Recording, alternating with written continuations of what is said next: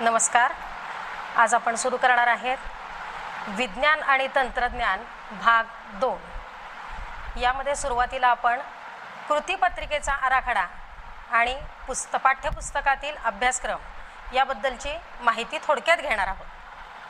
पाठ्यपुस्तक जर तुम्ही पाहिलं तर त्याच्यामध्ये तुम्हाला एकूण 10 धडे पाहायला मिळतील. या 10 धड्यावरती कृतीपत्रिका आराखडा कसा असेल याबद्दलची थोडक्यात माहिती आपण घेऊया.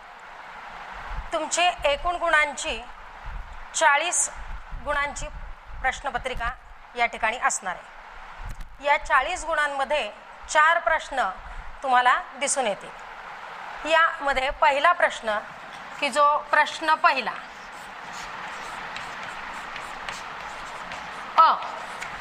हा MCQ टाईप म्हणजे बहुपर्यायी प्रश्न असणार आहे. या बहुपर्यायी प्रश्न हा पाठ्यपुस्तकावर आधारित असणार आहे. उत्तराचा फक्त पर्याय क्रमांकच या ठिकाणी तुम्हाला लिहायचा आहे. जर या ठिकाणी तुम्ही योग्य उत्तर लिहिलं तर तिथं गुण दिले जाणार नाहीत. योग्य उत्तराचा पर्याय क्रमांकच लिहावा लागेल. प्रश्न पहिला ब याकडे वळूयात आपण. प्रश्न पहिला ब यामध्ये खालील उपप्रश्नांची उत्तरे लिहा. यामध्ये तुम्हाला रिकामी जागा सोडून इतर सहसंबंध लिहा.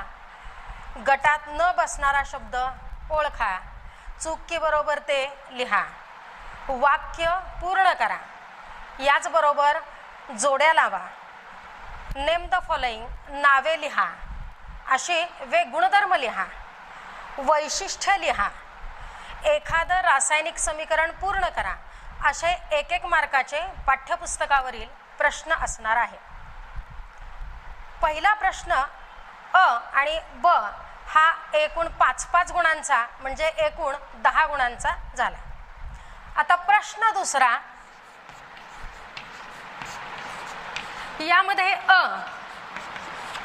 शास्त्रीय कारणे लिहा आणि या शास्त्रीय कारणे लिहामध्ये एकूण 3 प्रश्न पडतील. कोणतेही 2 तुम्हाला सोडवायचे आहेत आणि मार्क असणार आहेत 4. जे 3 प्रश्न पडणार त्यामध्ये एक प्रश्न जीवशास्त्राचा असेल, एक प्रश्न पर्यावरणावरती आधारित असेल आणि राहिला एक प्रश्न तो जीवशास्त्र किंवा पर्यावरण यावरील तुम्हाला जो योग्य वाटेल तो प्रश्न पडण्याची शक्यता जास्त दिसून येते. प्रश्न क्रमांक 2 ब खालील उपप्रश्न उत्तरे लिहा. यामध्ये अनेकविध प्रश्न सामावलेले आहेत.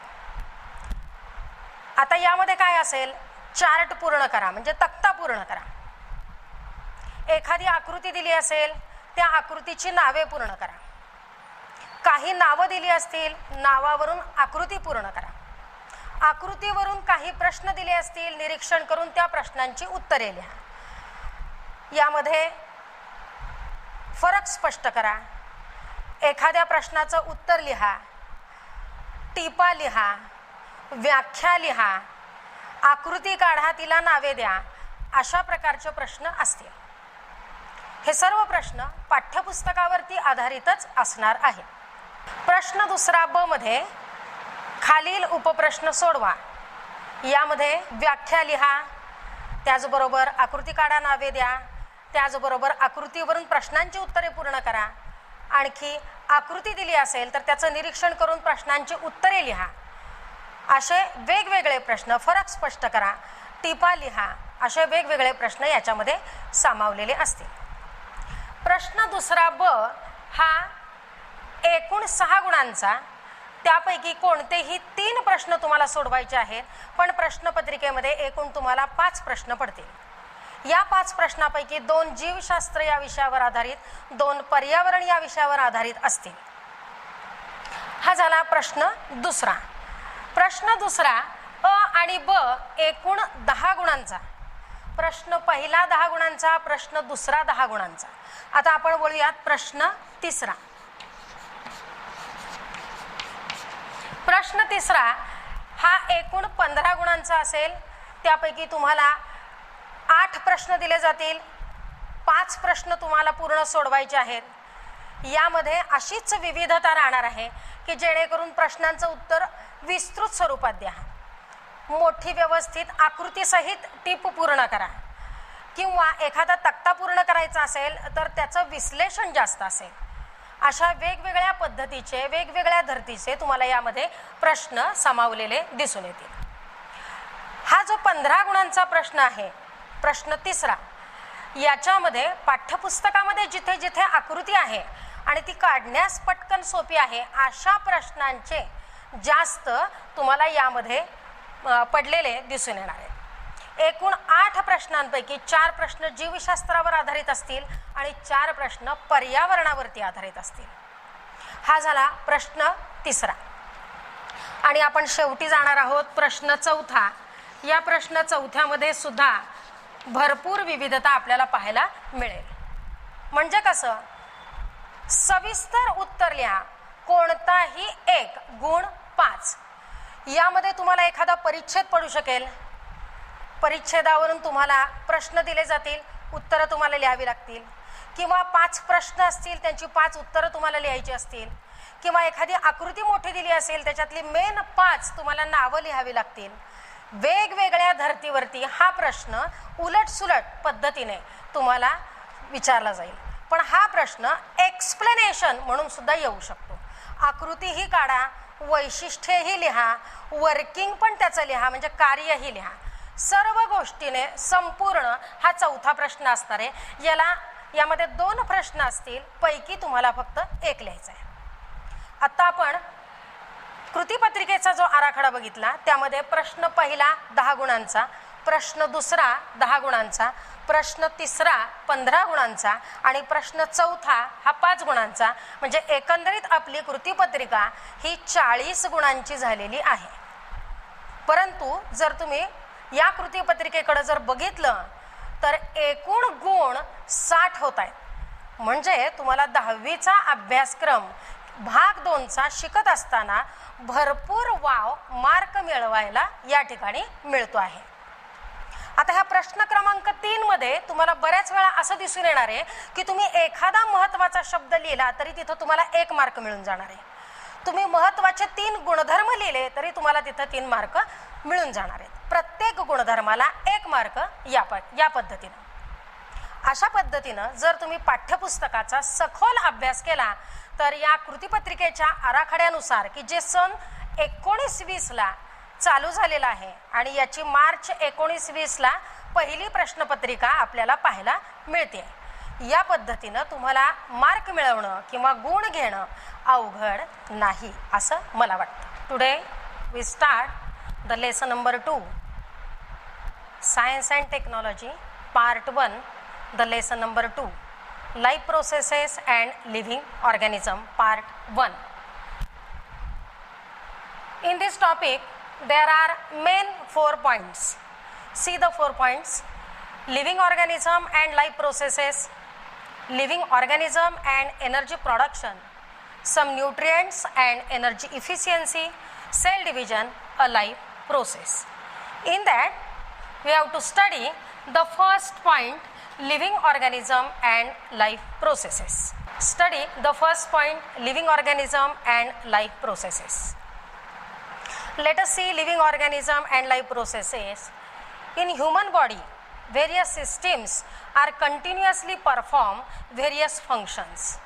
These systems are digestive system, circulatory system, respiratory system, excretory system and also control system. Different organs, internal or external, performing functions independently through a complete coordination. In living organism, these systems are more or less same ways.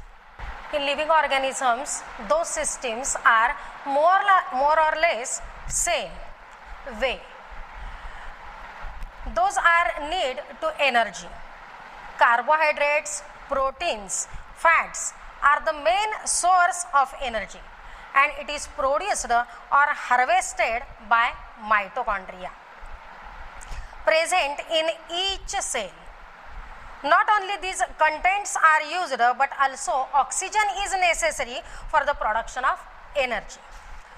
Food material and oxygen are transported up to the cell via circulatory system. Plants are autotrophic. They prepare their own food material. Some food is utilized by their daily activities, and remaining food is stored in the form of various parts of plants, that is roots, stems, leaves, fruits, etc. We consume the dietary food material, that is some nutrients like carbohydrates, proteins, fats, vitamins, minerals, also fibers and water in plant material and fruits also. We get 4 kilocalorie energy per gram of carbohydrates. We obtain the carbohydrates from fruits, meats, jaggery, then potato, sweet potato, then sweet meat, some cereals also, that is wheat, jawar, bajra, maize, rice, ragi, etc. Let us study the process of energy production. The second point is living organism and energy production.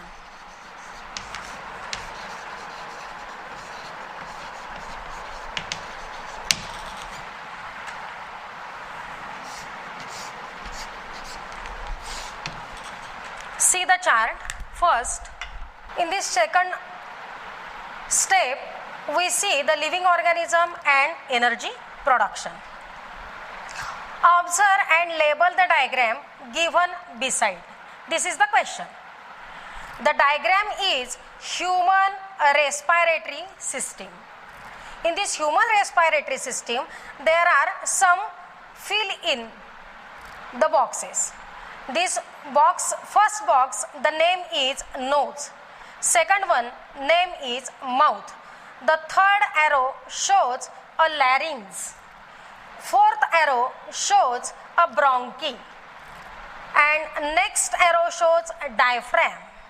Last arrow shows alveolus. In this right side, the blank space shows the organ is a trachea, and next and last blank space shows the lung of human respiratory system. A respiration occurs in living organisms are by two levels. First, body level, and second one is a cellular level. First of all, see a body level. Body level respiration. That is, breathing process is completed in this body level respiration. Therefore, exchange of oxygen and carbon dioxide in body and surroundings. Therefore, it is also known as body level respiration and breathing process. Second one is a cellular level respiration. In the cellular level respiration, all foodstuffs is oxidized with or without oxygen, and therefore it is known as cellular level respiration. It is completely seen in each and every cell of a body. What happens when actually the molecule is oxidized? The molecule is oxidized means it gains the oxygen an atom. We get in our daily diet complex food material, that is carbohydrates, proteins, fats and all other part or food material. This complex food material is converted into simpler form. For example, carbohydrate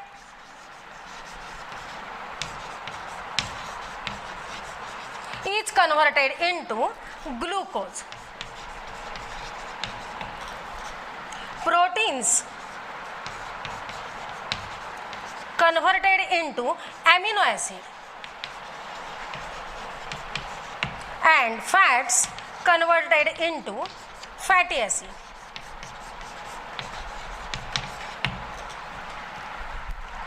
In this digested food material then pass through each and every cell. Along with in the respiratory system we get oxygen.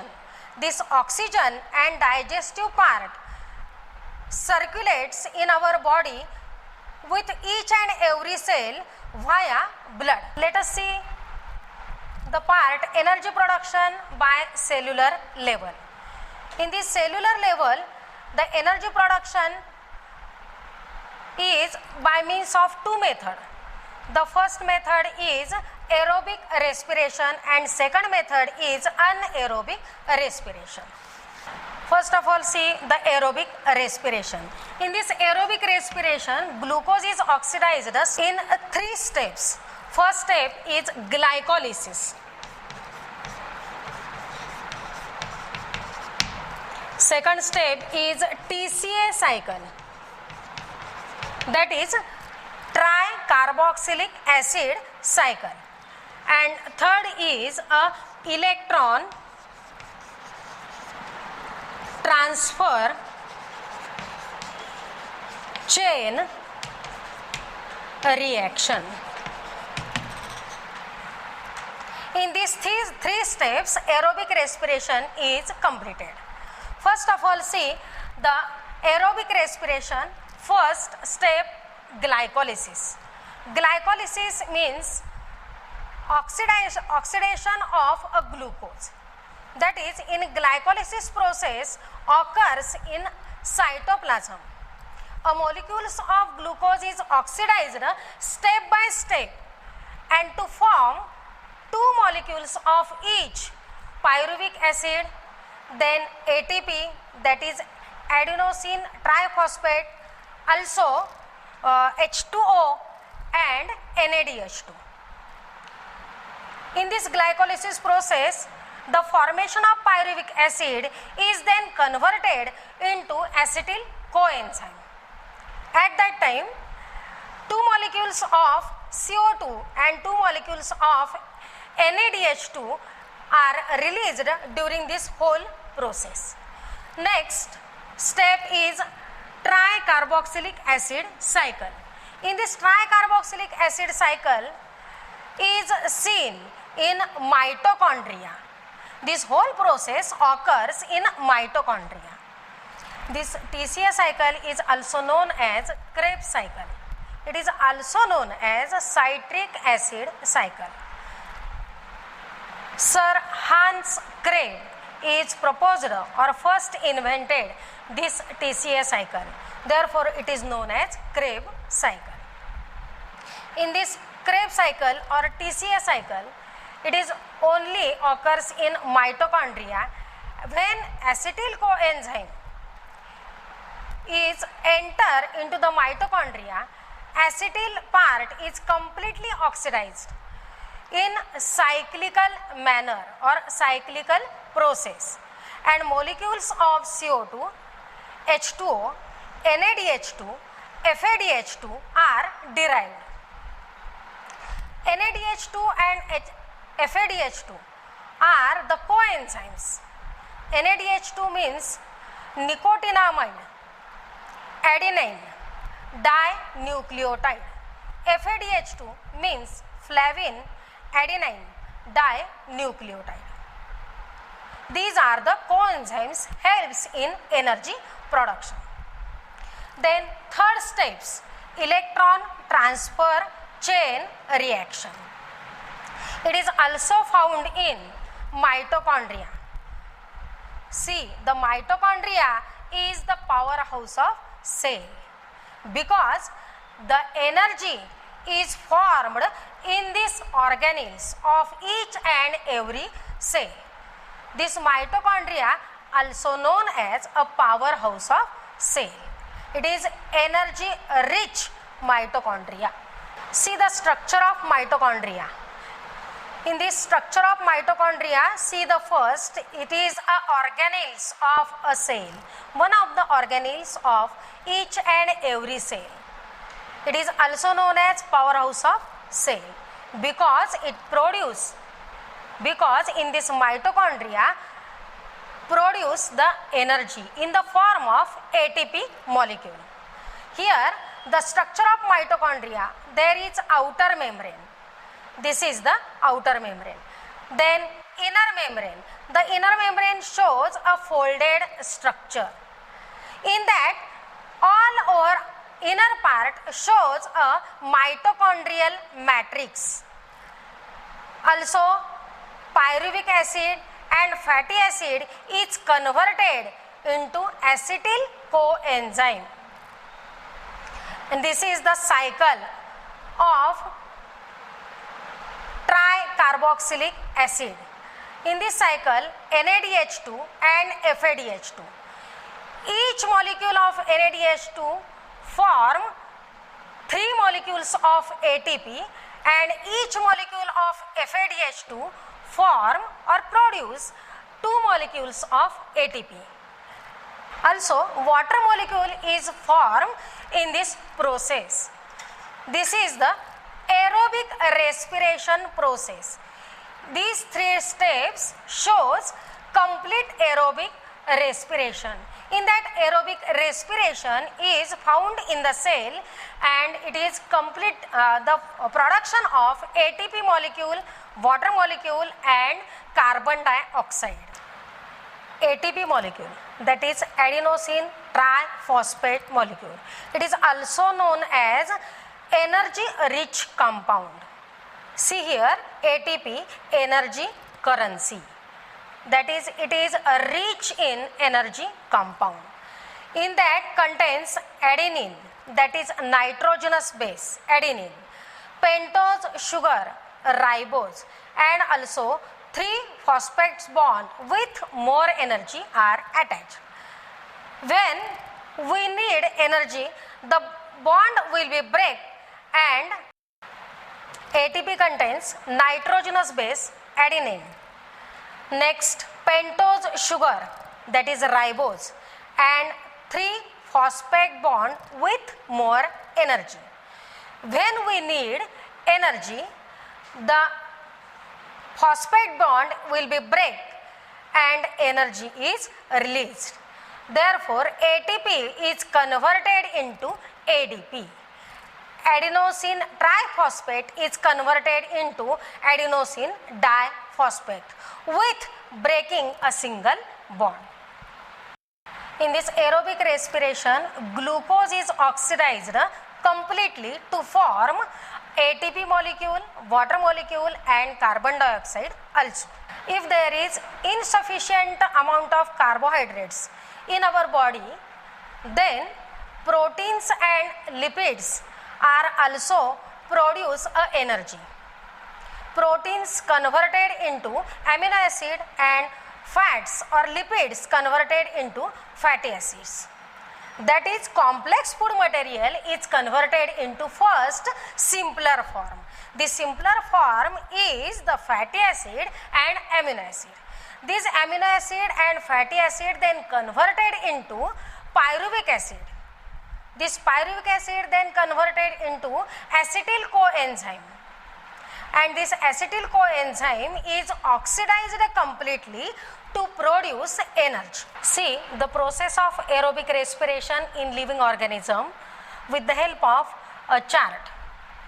First of all, see the complex food material, carbohydrates converted into simpler form, that is glucose. Glucose is completely oxidized to form a pyruvic acid and number of molecules of NADH2, FADH2, H2O, CO2, etc. Then pyruvic acid is converted into acetyl coenzyme. This acetyl coenzyme, in this part acetyl is completely oxidized in the Krebs cycle, that is a TCA cycle, and the formation of carbon dioxide, water molecule and ATP, that is energy, is released in the form of ATP. At that time, when scarcity of carbohydrates in body of living organism, then lipids and proteins are also produce the energy. That is, lipid is converted into fatty acid, that is, it is a simpler form, and protein is converted into amino acid. It is a simpler form of protein. Then this fatty acid and amino acid is converted into acetyl coenzyme, and acetyl part is completely oxidized in Krebs cycle, and also energy is released in the form of ATP, and also water molecule and carbon dioxide is produced. Let us see the cellular respiration of another method, that is anaerobic respiration in living organism or cells. Let us see anaerobic respiration. Some living organisms like some bacteria are not live in aerobically or not live in a presence of oxygen. Therefore, such living organisms perform anaerobically. That is, formation of energy is with the help of anaerobic respiration. In this type of respiration, there are two main steps. The first step is glycolysis and second step is fermentation. In this glycolysis process, first glucose is oxidized, but in this process glucose is incompletely oxidized to form energy with less amount. In this glycolysis process, formation of pyruvic acid. This pyruvic acid then converted into other organic acids and also or alcohol. This process is known as fermentation process. Glycolysis and fermentation is the main two process in anaerobic respiration. In higher plants or in some animals shows anaerobic respiration because depletion of oxygen in the surroundings. For example, our muscle cells can perform anaerobic respiration when performing the exercise.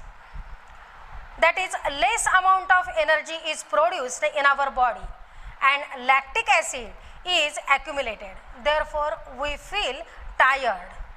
The another example, seed performs the anaerobic respiration when they are germinate and the soil is submerged under water. या विज्ञान आणि तंत्रज्ञान भाग 2 यामधील दुसऱ्या प्रकरणामध्ये आज आपण काय पाहिलेलं आहे, तर सजीवातील जीवन प्रक्रिया यामध्ये 4 महत्त्वाचे पॉइंट्स आहेत. पैकी आपण आज 2 पॉइंट्स या ठिकाणी पूर्ण केलेले आहे. पहिला पॉइंट आहे तो प्रस्तावनेच्या स्वरूपामध्ये सजीव आणि त्यांच्यामधील जीवन प्रक्रिया. यामधून ऊर्जा आपल्याला कशी मिळवता येते हे आपल्याला दुसऱ्या भागामध्ये किंवा दुसऱ्या पॉइंटमध्ये पाहायला मिळालेलं आहे. त्या पॉइंटचं आपण नाव दिलेलं आहे living organism and energy production, सजीव आणि ऊर्जा निर्मिती. आता या सजीव आणि ऊर्जा निर्मितीमध्ये पहिल्यांदा आपण काय बघितलं, मानवी श्वसन संस्था याचे विविध भाग आणि त्यांची आपण नावं पाहिली. याचबरोबर श्वसन हे कोणकोणत्या पद्धतीनं केलं जातं, तर याचे आपण 2 भाग बघितले. पहिलं बघितलं ते बॉडी लेवल म्हणजे शरीर स्तरावरती होणारं श्वसन, आणि दुसरं बघितलं आपण सेल्युलर लेवल म्हणजे पेशी श्वसन, पेशीपासून पूर्ण होणारं श्वसन. यामध्ये आपण पुढे पाहणार आहोत तो भाग किंवा पाहिलेला भाग जो आहे तो पेशी श्वसनाचा. आता या पेशी श्वसनामध्ये 2 पद्धतीने पेशी श्वसन होतं. एक म्हणजे ऑक्सी श्वसन आणि दुसरं म्हणजे विनॉक्सी श्वसन. आता ऑक्सी श्वसन म्हणजे ऑक्सिजनच्या सान्निध्यात होणारं श्वसन. आता यामध्ये ऑक्सी श्वसनामध्ये 3 महत्त्वाचे टप्पे आपण पाहिले, ते म्हणजे ग्लायकोलिसिस, त्याच्यानंतर क्रेब सायकल म्हणजेच क्रेब चक्र आणि त्याचबरोबर इलेक्ट्रॉन ट्रान्सफर चेन रिॲक्शन. या 3 टप्प्यामध्ये आपल्याला काय पाहायला मिळालं तर ऊर्जा तयार झालेली आहे आणि त्याचबरोबर काही पाण्याचे रेणू आणि कार्बन डायऑक्साईडही तयार झालेला आहे. ही सगळी प्रक्रिया पूर्ण करण्यासाठी कोएन्झाइम्स म्हणजे काही सहविकरे काम करताना दिसून येत आहेत आणि ती तयारही झालेली आहेत या प्रक्रियेमध्ये NADH2 आणि FADH2. याचबरोबर आपण पुढचा मुद्दा बघितलेला आहे तो म्हणजे ATP. What is mean by ATP? ATP त्याची पूर्ण आपण रचना पाहिलेली आहे आणि त्याचबरोबर मायटोकॉन्ड्रिया म्हणजेच तंतुकणिका याचीही रचना आपण या ठिकाणी पाहिलेली आहे. त्यानंतर आपण पुढचा आणि शेवटचा मुद्दा जो बघितला तो म्हणजे विनॉक्सी श्वसन. विनॉक्सी श्वसन म्हणजे ऑक्सिजन शिवाय श्वसन पूर्ण होणे आणि त्यापासून ऊर्जा निर्मिती होणे. ऑक्सिजन शिवाय जेव्हा ऊर्जा निर्मिती होते तेव्हा आपण त्याला विनॉक्सी श्वसन असं म्हणतो. व विनॉक्सी श्वसन काही प्राण्यांमध्ये जास्तीत जास्त आपल्याला यामध्ये बॅक्टेरिया म्हणजे जीवाणू पाहायला मिळतील.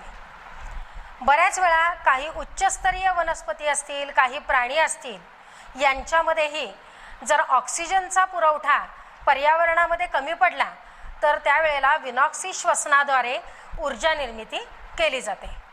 याचं उदाहरणच पाहायचं झालं तर आपल्याला खेळाडू खेळताना माहिती आहे खेळाडू एखादा खेळल्यानंतर तो दमतो किंवा थकतो. याचं कारण आपल्याला माहिती आहे की त्यावेळेला विनॉक्सी श्वसनाद्वारे स्नायूपेशी या ठिकाणी ऊर्जेची निर्मिती करत असतात. त्यावेळेला त्या ठिकाणी लॅक्टिक आम्ल साठून राहतं त्यामुळं तिथं त्यांना थकल्यासारखं वाटतं. याचबरोबर बीजांकुरणाची प्रक्रिया आहे. ज्या वेळेला मातीमध्ये मुळे पूर्णपणे आतमध्ये दाबली जातात पूर्णपणे आतमध्ये पॅक होतात त्यावेळेला या ठिकाणी ऑक्सिजनचा पुरवठा कमी होतो. म्हणजेच या ठिकाणी जी प्रक्रिया घडून येते ती विनॉक्सी श्वसन प्रक्रिया आपल्याला दिसून येते आणि याच पद्धतीने बीजांकुरण प्रोसेस बऱ्याच वेळा पूर्ण झालेली दिसते. आता जे आपण प्रकरण पाहिलेलं आहे त्याच्यावरती मी थोडासा गृहपाठ तुम्हाला देणार आहे. जो भाग शिकवलेला आहे त्याच्यावरचाच तुम्हाला इथं या ठिकाणी प्रश्न दिले जातील आणि ते तुम्ही पूर्णपणे सोडवायचे आहेत. आता जे आपण भाग 2 मधलं दुसरं प्रकरण पाहिलेलं आहे जेवढे कंटेंट्स घेतलेले आहेत त्याच्यावरतीच प्रश्न आहेत. ते प्रश्न गृहपाठ म्हणून तुम्हाला दिलेले आहेत. ते गृहपाठ म्हणून दिलेले प्रश्न खालील स्क्रीनवर पाहावे. धन्यवाद.